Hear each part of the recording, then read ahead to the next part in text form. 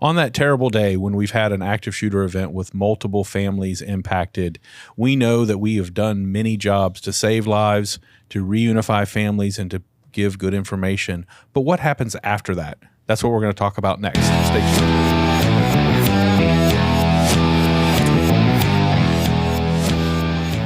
All right, welcome to the National Center for Integrated Emergency Response, NCIER. I have two of our great instructors here. Bruce Scott is rejoining us here from the fire service. Welcome, Bruce. Thank you, Adam.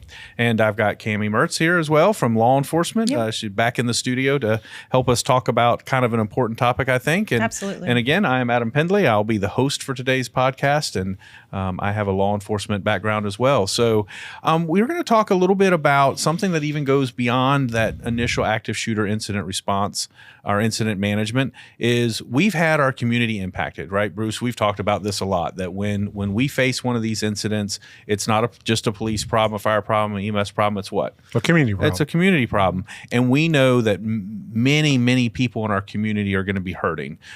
We have transported injured people. We've gotten them to the hospital. We may have those that are deceased at the scene. We have a criminal investigation to worry about.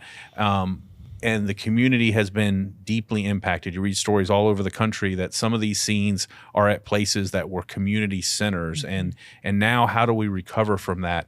And so we're going to talk a little bit about how we lead up to reunification. We're going to talk a little bit about reunification, but then what comes after reunification? So Cammie, in your training and your experience and critical incidents in general, how early on in the response are you starting to think about reunification? So in a command level, you're going to be starting to think about that fairly early, right? So you're going to have all of your uninjured that are going to have to be taken somewhere to be reunified with their families. And so that's going to be a process you're going to want to start early, because you have to start considering the size of the location that you need, the resources that you're going to need that are going to be at that site location, food, bathrooms, all of those kind of things. And so those are decisions that are going to happen early on. Absolutely. And does fire and rescue have much of a role in reunification? Well, obviously we have a role because it's a community problem. Right. We're all partners, right? So wherever we're needed, the fire service is going to be 100%. So I think it depends on the situation. Are we reunifying a school, a public place? There's a lot of things go into the decision. But once we set up reunification, whatever is needed, public safety is going to have a role, right? We talk about that all the time. We say, well, the school's got a plan. Well, the plan never survives first contact, right? So we want to have the ability as public servants to be able to fill in any roles necessary. And you deal with a lot of trauma too, so it's also important for public safety in case somebody has a medical episode at that reunification to be there. 100%, and it always happens, right? Somebody's got chest pain, somebody's got an asthma attack, some sort of allergic reaction. But also more important there, I think, is to understand we've been trained now as first responders to look at ourselves as well, look at our partners. The more you and I work together, we understand, the stress that you're going through. We can look out for each other while all that's happening as well. Absolutely. And when we talk about reunification, understanding, accounting for all of our survivors and who may have been transported and who may have been interviewed and those sort of things, each law enforcement and fire is keeping that information. And really, we know from experience that the fire or EMS, the transport side, them getting names and where they've been transported to is our best hope to be able to track everybody down that's been impacted. So that information is critical. And the truth is, there's a really good chance that ambulance crew doesn't know the name of that patient. Right. They were scooped up off a scene. They were taken to the hospital. Maybe they had a triage tag on it with a number, but we can tell you what hospital they went to. But with no way, or very rarely, could we tell you who it was. So, unfortunately. Yeah, but absolutely, if we can at least get that information, we can start to put the pieces together. So, and we talk a lot about that, and we have a great partnership with I Love You Guys Foundation as far as for those communities or those entities that may not have a plan already, that it's readily available on their site to build a plan in the standard reunification system and to work through reunification. And reunification is part of response, right? We do all the things we have to do, and we get the information we need to the families that have been impacted. We reunite those that can be reunited. And that's on the response side. So let's shift gears a little bit and talk now about the community recovery and how important the ongoing needs are going to be. That again, these families have been deeply impacted.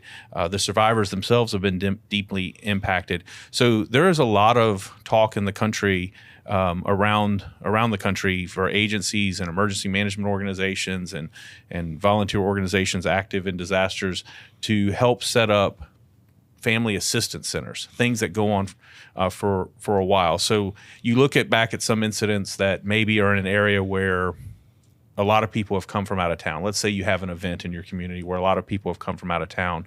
There are things like they've overstayed their hotel rooms. Their rental cars are overdue. They've missed their flights. They've lost their identification. Their property is missing. So just from a property collection standpoint, talk a little bit about some of these critical scenes and just the kinds of things that are left behind by survivors of an active shooter event. Well, if you consider, say, at a mall, okay, if everybody's dropping everything and running, Right. And so it's going to be deciphering, for one thing, is what's property from what's merchandise, and also who belongs to what. Right. And there's going to be an airport's another one where every bag has been dropped and everybody has to be able to reclaim that bag. And how are you going to do that? And like you mentioned, it's going to be also the identifications. It's going to be things that they need daily, and getting those back to them in a timely manner. Right.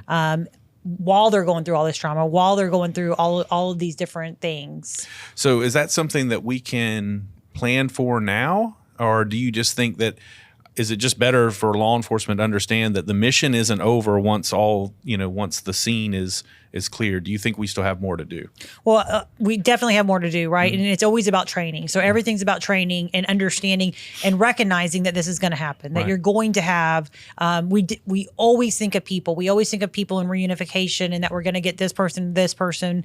And sometimes we do forget about that there's a whole nother thing that has to be handled, which is likely property and things like that. But people or property, you have to have that plan in place and know what's going to happen and be prepared for it, that it's going to be a need. Right.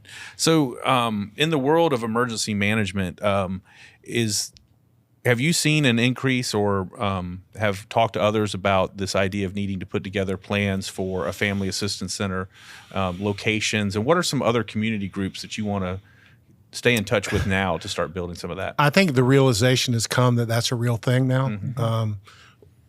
I think that it's just not a government problem, right? We need our NGOs, we need our volunteer organizations, we need our faith-based organizations to all be involved in the planning of, because later on they all have a role, right? So I think that's really important that we don't understand, or we understand this is not just a law enforcement problem. It's not even a county problem or a city problem. It's a community problem, right? As we said earlier, and to engage those folks in that conversation.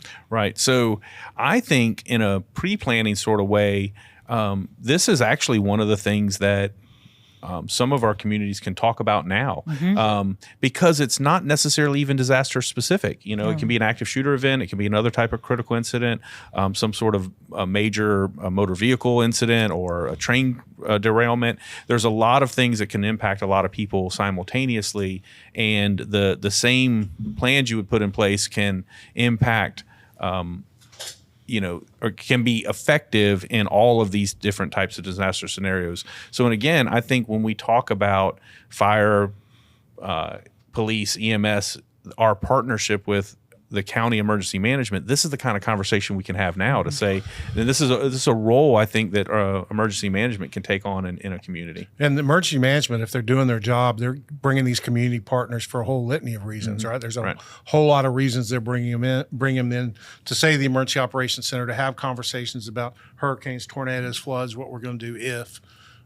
Include this into the conversation, right? I say it all the time. You don't want to figure out the plan when you got to figure out the plan, right? So let's have some conversations early. Let's build those relationships. We'll be a lot more successful. And understanding also that this is going to be a long-term thing, right? That this isn't going to be something like our incident is going to have a beginning and an end point. Reunification even is going to be over fairly quickly, but this family assistance center is going to be there and needed for a long time in your community. And it's going to be dependent on the trauma that you're seeing and how long that's going to stay open, of what resources are going to be needed. Right. And the long-term impacts that have to be managed. I mean, we've seen in many communities that some of the locations where the incident occurred are never used again. Right. That end up being torn down, or that there's discussions about how to memorialize what what happened there. And the entire community stays involved for a long time.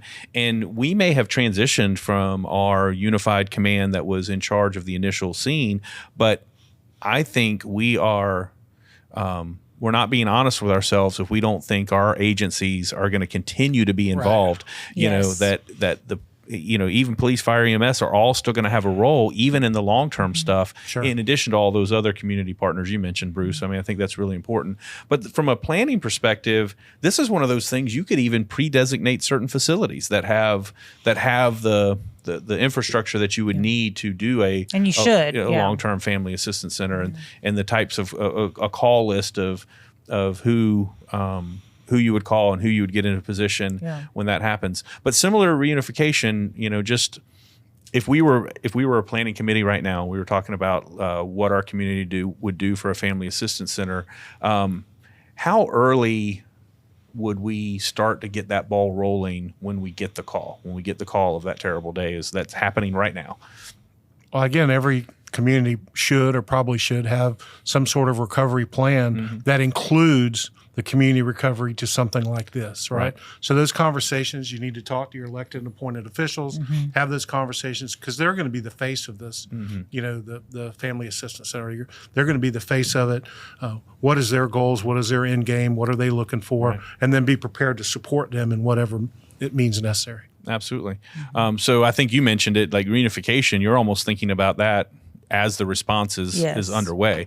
Clearly, we're not talking about the early first boots through the door. I mean, clearly you need to do the main priorities first, which is stability. Active threat, rescue, clear. We know that those are priorities that we focus on. Yes. But even within the ASIM checklist, we then transition to understanding intel and investigation and reunification. Those are even part of the initial response. But I think shortly behind that is the understanding is realizing that, well, what happens when reunification is done? That it's not just over. We don't just walk away and say, well, community, you're on your own. That's I think there's still some things to be managed. Now, the look and feel of that incident management structure may change a little bit. But there's still you could use the same organizational chart, if you will, but just different people in different different spots. So it doesn't really go away. And then hopefully you're making that call to someone to put this plan into motion, right? Sure. So if you have some pre-designated facilities, if one of them is nearby or not directly affected, you can start again making those calls and getting those things set up. So again, some of the things I've seen in just some other looking at this topic in other areas that I've seen is the stuff that you don't even necessarily think about. I mentioned some of them, again, rental cars, hotels, flights, getting identification reissued, phone bills, being able to pay for the electric bills, people that are now out of work. In one community, the location of the active shooter event was at a location that the community used it for check cashing. It was a grocery store that now that whole area became a food desert because it was the only grocery store within a certain number of miles. And we've talked about this in other conversations we've had. It's just when you look at the long-term effects of some active shooter events, it makes you think, oh, wait, maybe we should think about that in our community. So really looking back at some of these stories and thinking about the kinds of stuff that we probably need to plan for now. Well, and I think it's also that you build the plans and you have the plans and then you put them on the back burner in case something like this happens, so that you can early on in the process let your community know that there already have been plans, that this is not going to be something that you're putting together at the last minute, but it's kind of been well thought out so that you can get it out to the community to start that normalization process back, to start transitioning back into what is going to be the new normal for them, but has a resource for them that they know is coming. Right. So law enforcement agencies, I mean, again, even after the fact, even if it was on short notice, I think law enforcement agencies in a mutual aid sort of way are really good at stepping up for each other. But imagine that you've had an active shooter event where 6, 7, 8 of your officers are now in officer-involved shooting protocols, and they're now out of service. In some police agencies, that might not be an impact. In others, if your entire department is 14 officers and 8 of them are now potentially out of service for a period of time, that's going to have an impact. So thinking about those sort of things. Bruce, what else comes to mind? Honestly, it comes back to what I say every time. Let's work together. Let's bring our community partners in. Let's talk about this. Let's build some sort of plan, as Kami said. When we get an opportunity, every chance we have, we should be talking about recovery. We spend a lot of time talking about response. Right. Right. We train a lot to response. And then we say, well, that recovery piece, that's somebody else's problem. Right. Well, that's just not true. Right. We all have a role. And we should embrace that because we're part of our own community most of the time, and we want to be part of the solution. So that should be in our head. That should be in our leadership's head. That recovery is part of this entire process. Right. And understanding that it's, and you hit the nail on the head earlier, it doesn't have to just be government agencies. In fact, it can't just be government agencies. And we get calls sometimes from civilians that want to help in these types of situations. And unlike other types of incidents where they might be able to come and be a volunteer at the scene, that may not apply so much in active shooter type events, but civilians can be engaged now to understand how they could help their community after one of these events happen. And unfortunately, we know that it's not a matter of if in many cases, it's a matter of when one of us might face this situation. So engaging those partners now, I think, is a good way to give an outlet for those civilian organizations in your area, gives them an outlet to be able to help because they want to help, right? And the other thing I think that you see a lot of is this is really an opportunity for some of your state and federal agencies to step in and help as well. Many of them have the resources to come to the community and provide that extra a deeper bench of people that can do survivor counseling and can do victim services and that can provide resources to, I had an experience myself where some of those that were recovering from the incident, we had TSA there to help get them through TSA security because, again, they didn't have their ID or get that kind of stuff reissued or get them on a plane, right now because they need to get home, that sort of thing. So a lot of your state and federal agencies can bring a lot of resources to the table now, and that just involves a phone call. If you were to call one of your state agencies and say, hey, if we had an incident like this, what are the resources you could bring to help us out? Right. Yeah. So it's like I think it's just like planning for anything else. Yeah, it's planning for recovery. Right. And again, I'll say it all the time. It doesn't necessarily have to be an active shooter situation. Right. We're planning for the recovery of our community no matter what happens. We want to engage these partners. Everybody has a role. This is what our expectations are. This is what our elected and appointed leadership expects, right? So we have some guidance. It doesn't necessarily have to be an active shooter, but it could be. And obviously, when they become community problems, it's everybody's problem. Yeah. Right? And I also think it's a really good opportunity. You may not have much control at all on this person who woke up today and decided that today was going to be the day that he does this terrible deed, right? You have to react to that. That's your only choice because when that person decides to start their attack is on them. And we're going to train for it. We're going to train, like you said, Bruce, we're going to do a lot in getting prepared for that initial response. But we have much more control in how we handle the aftermath of something. Correct. Yes. And I think that's something that we can work on now. And again, a lot of our audience may be, maybe of the response mindset, police, fire, and EMS, and they the job ends. The job for them ends somewhere on The this last time the checklist. patient goes off. Exactly. Yeah. But I think for some of those that are either in leadership positions now or that are making their way toward leadership positions, this is a conversation starter, in many communities. Sure. Yeah. And I mean, even with our responders though, is that, we're integrated in the community. So their pain is going to be our pain, even if we're not directly, don't have a family member who's directly involved, is that seeing your community in that much pain is going to be important to that healing process, and your first responders who were on scene to making sure that they're healed from that process and being part of that entire grieving process with the community. Absolutely. So, and again, I think this is certainly the start of conversations. in just some of my reading and travels, I've seen that this is starting to become a more understood problem, that this is an opportunity to build and make plans that, after the shooting stops, after the patients are transported, and after reunification is done, there's still a whole world of things that need to happen. Right. And we know just from working with our other NCIER instructors and the stories that they've lived through, the things that go on, even the criminal investigation. I mean, how many times have we heard that the criminal investigation, the scene can be closed down for weeks? Oh, absolutely. Literally weeks. And then after that, some businesses that have been impacted may never open again. Yes. And how that impacts your community, again, is discussions that we need to have now. And it's just like any other declared disaster. There's resources available to help communities recover. But again, those are all conversations we could have now. And I just think it's the next paradigm shift in the way we think about these critical incidents. And we're talking, again, we're talking about, even if just a few people are impacted, it's going to impact the community. But when you're talking about larger numbers or a bigger scene or a more violent scene, it's really going to impact the community. So anyway, I appreciate y'all taking a few minutes to talk with us about this. But Bruce, any final thoughts on this topic? No, I appreciate the conversation, Adam. I think it gives us an opportunity to reiterate the importance of your community working together beforehand, no matter what that is. Recovery is one aspect of that, and it's a huge aspect. But the ability to build those relations prior to that bad thing happen, before that guy does his bad deed, it's certainly an intro conversation about that. Absolutely. And it's about healing the community after one of these incidents is really about getting involved and being involved and taking the time to consider what it is going to be to help heal that community back.